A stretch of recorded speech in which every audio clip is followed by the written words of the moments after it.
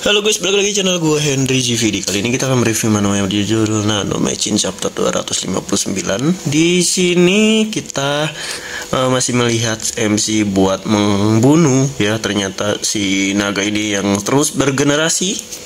Meskipun para aliansi ini udah mulai menyerang habis-habisan guys. Nah, di cerita ini MC pun udah nemuin solusinya guys. Jadi dia menyerap seluruh kekuatan dari si para naga palanya. Tapi ada efek samping, meskipun kekuatannya itu sangat kuat untuk menyerang mereka, menyerang intinya, dan dia juga udah ketemu sama inti dari jantungnya itu, ya tetap guys, dia menyerap itu kekuatan yang dimana manusia udah nggak bisa menyerap kekuatan sebanyak itu guys ya.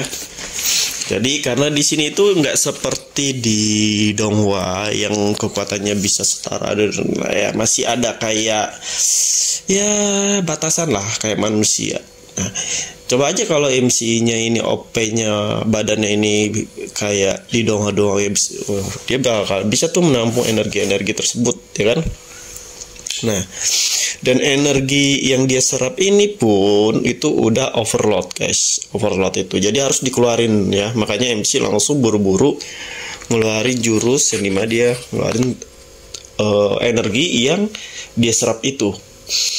Tetapi ternyata pas dikeluarin tuh energinya itu masih tersisa beberapa persen, harusnya dikurangin guys ya.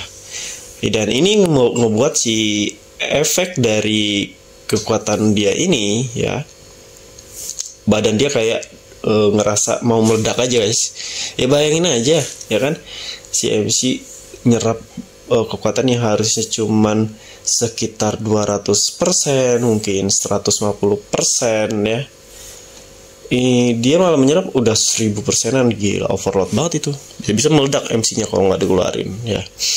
Kayaknya sih bakalan pingsan sih menurut gue MC di sini. Nah, MC di sini kan udah habis-habisan nih, bakalan ngebunuh para naga atau naganya si ini ya kan.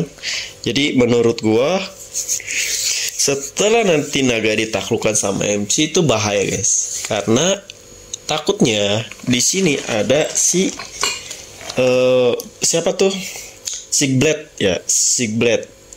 Takutnya itu dia udah ngawasin dari klan Sigblade ini buat diam-diam merebut si siapa tuh,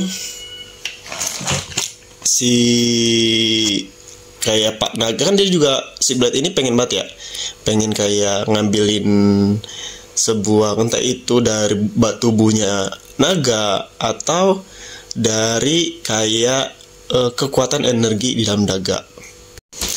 Sorry ya kepotong. Nah, maksudnya tadi kita sampai mana ya, lupa. Jadi menurut gua nih ini kan udah kayak dibikin seolah-olah nanti MC ngabisin kekuatannya ya kan, buat ngebunuh itu naga, dan sehingga nanti naganya pasti kan udah pada mati tuh ya, kalah lah. Nah, MC ini udah ngabisin berarti kekuatannya ya. Takutnya ini kan dia udah bilang nyerahin ke siapa tuh, si botak, untuk menjaga sekte demonik ya. Nah, takutnya ini karena si berarti ini kan emang tujuannya lagi ke utara juga dan mau ngambil itu naga. Nah, di sini kayaknya dia udah datang tapi masih nggak mau ikut campur. Mantau lah. Kemungkinan takutnya ya dibikin penulisnya ini pas MC-nya udah habisin energi, si ketua pemimpin Sigblade-nya datang. Ya. Di situ ya kalau emang dibikin cerita seperti itu ya mau gimana lagi, pastinya kalah dong, kalah. Karena kan level dari ketua Sigblade itu bisa jadi di atasnya MC. Nah, atau mungkin setara. Takutnya ini ya, meskipun setara pun sulit. Apalagi ini MC-nya udah ngabisin kekuatannya full ya, kekuatannya. Takutnya gitu dong guys. Ya gimana ya? Kalau menurut gue sih harusnya jangan dulu ya. Harusnya nanti pas udah agak pulih baru dia datang. Itu lebih seru. Maksudnya tuh lawan pas stamina MC juga, staminanya sangat-sangat apa namanya ya, prima ya, full power, itu lebih seru menurut gue. Jadi abis-abisan tuh Nah, ketua Sigblade sama MC itu saling ngabisin keluar kekuatannya. Namun cuman kalau nantinya dibikin cerita cuman anak buahnya juga, tapi anak buahnya juga kekuatannya juga kuat ya. Ya meskipun ada Hubong namanya, si Hubong ini tuh diperintahin sama MC ini buat ngejagain para orang-orang yang ada di sekte demonik yang setelah bertarung ini selesai. Karena kan berarti masih ada sisa, ada aliansi Murim yang masih kayak dendam, terus yang klan utara juga belum tentu mandang MC itu sebagai penyelamat, apalagi setelah dia ngeliatin kekuatan mutlak MC yang bisa nyerap kekuatan naga, energi naga. Takutnya nanti mereka malah mikirnya aneh, berpikir kalau MC sekarang nggak diberesin, ya takutnya nanti tuh bakalan menjadi bumerang lah buat utara, plus buat kayak apa namanya ya, apa namanya ya, ya kayak dia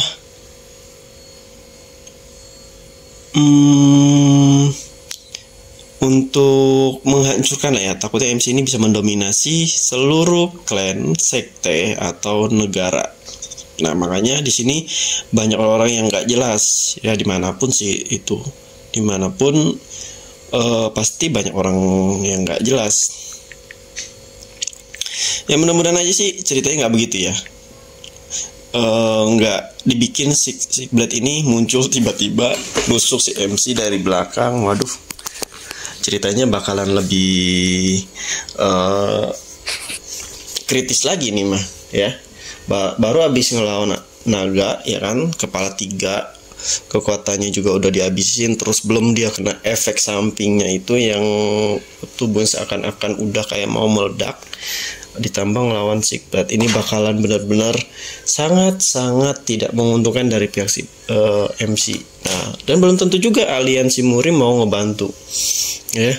Kalau aliansi Murim ini tahu-taunya kalah telak ya sama utara, kalau telak ya percuma, nggak ada jalan keluarnya. Oke, ya nanti kita lihat ini ya. Nah MC ini apakah nanti inti dari, apa mungkin ya kalau Sigblade itu mau ngambil inti dari Sinaga yang bisa bergenerasi. Jadi kekuatan generasinya itu bergenerasinya itu bisa dipakai di tubuh manusia. Makanya mungkin ya Sigblade tuh mau ngambil cuman inti dari generasinya itu, yang nanti dihancurin sama MC itu bakalan diambil sama si ketua Sigblade, sehingga ketua Sigblade itu bakalan hidup abadi. Kemungkinan sih seperti itu, cuman kita lihat aja deh nanti ya di chapter berikutnya. Pokoknya kalau kalian mau belajar desain ilustrasi, desain website, aplikasi UX UI, desain grafis, biasa cek di playlist YouTube gua. Di situ juga gua ngajarin gimana cara menghasilkan uang. Terima kasih udah nonton video gua, sampai jumpa lagi di next video.